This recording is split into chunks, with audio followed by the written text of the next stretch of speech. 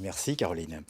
C'est une forme de maltraitance peu connue et encore taboue. Le syndrome du bébé secoué touche chaque année environ 200 nourrissons avec des conséquences extrêmement graves. Plusieurs affaires seront prochainement jugées en Alsace, dont celle de la famille Puvilland. Il y a 4 ans, leur petit Axel a été secoué. Depuis, il souffre de graves lésions. C'est le dossier de ce journal. Il est réalisé par Marie Coulon et Daniel Garner.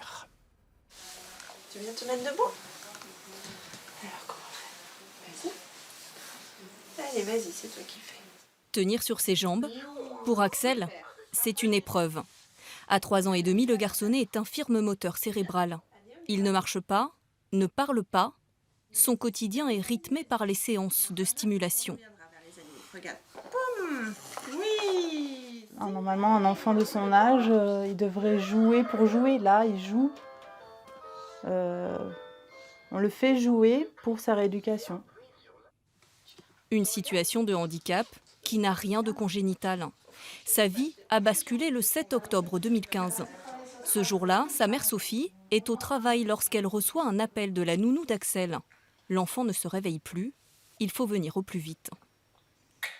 Donc moi, je suis arrivée chez cette personne à peu près 3/4 d'heure après l'appel, puisque je travaille assez loin. Et donc, mon fils était sur le plan de travail de la cuisine, tout nu. Il était complètement léthargique, il réagissait plus du tout. Il était tout blanc. C'était c'était horrible. Aux urgences, le médecin détecte un hématome sous-dural aigu, une présence importante de sang dans le crâne. Une expertise médico-légale confirmera le pressentiment des parents. Axel a été victime du SBS, le syndrome du bébé secoué. Tiens, tu prends un petit coup. Vous connaissiez ce syndrome? En fait, moi, je travaille dans le milieu médico-social, donc j'ai tout de suite fait le rapport. C'est un enfant qui avait l'avenir devant lui, un avenir prometteur. Et finalement, aujourd'hui, tous ses rêves sont anéantis. Suspectée, l'assistante maternelle nie être à l'origine des troubles d'Axel. Renvoyée en mai prochain devant les assises du Haut-Rhin pour violences volontaires ayant entraîné une infirmité permanente sur mineurs de moins de 15 ans, elle encourt 30 ans de réclusion criminelle.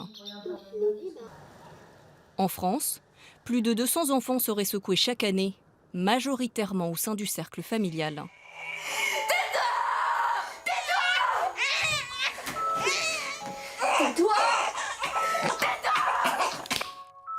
Ces secousses provoquent un écrasement du cerveau contre la boîte crânienne et des lésions dramatiques. 20% des petites victimes en décèdent. Plus de 70% des survivants conservent des séquelles irréversibles. C'est des enfants qui plus tard vont avoir des troubles des apprentissages, vont avoir une crise d'épilepsie, devenir épileptiques, peuvent avoir des troubles du comportement très importants, ils peuvent avoir une hémiplégie, ils peuvent être aveugles ou malvoyants. Il y a des tas de séquelles qui sont, tout ça c'est évitable. Éviter les drames grâce à la prévention, c'est le combat de l'association Tatiana. Depuis 13 ans, ses membres militent pour la médiatisation de cette forme de maltraitance, encore tabou. On sait qu'un bébé est fragile, mais on ne sait pas qu'il peut mourir de secouement. En maternité, le sujet est très peu abordé. Dans les cours de préparation à l'accouchement ou alors pendant le séjour après la naissance de l'enfant, on va nous parler de beaucoup de sujets. On va nous dire si vous êtes fatigué, n'hésitez pas à passer le relais, mais on ne va pas nous dire réellement. On sait qu'un bébé c'est fragile, on sait tous qu'il faut faire attention à sa tête par exemple, mais on ne nous dit pas attention à vous l'adulte ou à qui vous allez confier votre enfant. En 2017, la Haute Autorité de Santé avait exhorté les pouvoirs publics à réagir face au SBS. Certains départements, comme celui du Bas-Rhin, avaient déjà inclus dans les carnets de santé des messages d'information spécifiques. Désormais, ils sont incités à organiser plus d'actions de sensibilisation pour les professionnels de la petite enfance et les familles. Autant d'initiatives pour empêcher les passages à l'acte fatal.